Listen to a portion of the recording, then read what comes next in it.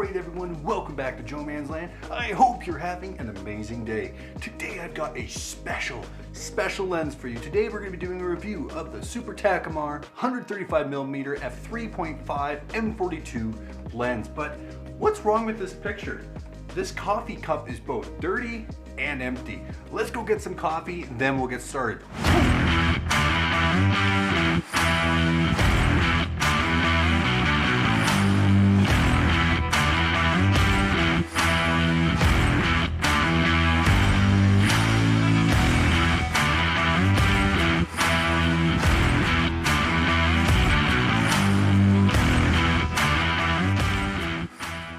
Okay, so let's get into the nitty-gritty about what makes this lens special. The Super Takumar 135 3.5mm lens was made between 1964 and 1971. It's got 5 elements in 4 groups and a 6-blade design. When you shoot wide open, you do get a bit of softness, but if you stop it down to right around 5.6, you're gonna get a great result. But of course, if you're wanting to stop it down past that, the minimum aperture is f/22. One of the things I really enjoy about this lens especially is its small form factor. Just look how tiny this is. So if you're using a crop sensor digital camera with an M42 mount, it's really small, which is great if you're doing street photography or you're just trying to have a low profile while you're out shooting. But of course, with any M42 mount, one of the things I will advise you to do is be careful when mounting it on your camera. As you can see, it's a screw lens, meaning that when you're trying to focus it, it might come loose. So it's very important that when you're shooting with lenses like this, that you ensure that it's secure on your camera body before you start trying to focus. Another thing that's great is if you set it to f/22 on the lock mechanism, you can actually get a stopless aperture ring, which is super cool and is something that's a feature on much more expensive lenses. This one I got for right around $40 at a farmer's market. So using this piece of gear as a talking head lens probably doesn't make a lot of sense, but I wanted to give you guys an idea of what that would look like. So we're shooting wide open at 3.5, 4K, 30 frames per second on a full frame camera. But of course, in order to get this to work, I had to set it back about 15 feet, which is totally impractical. And yes, I forgot to take down that one Christmas decoration.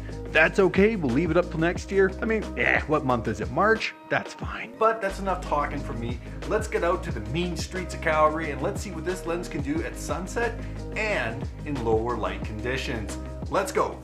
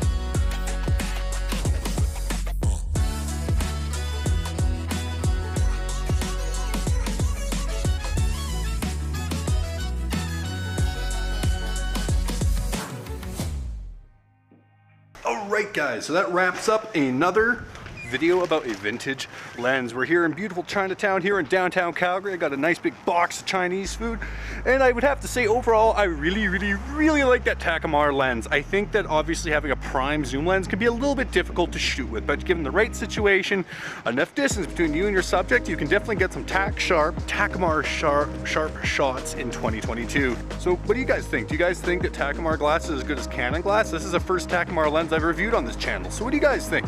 Canon or or Takumar? I'm kind of leaning towards Takumar. How about you? Hit that like button, subscribe to the channel, and I look forward to seeing you guys in another video soon. See you next time.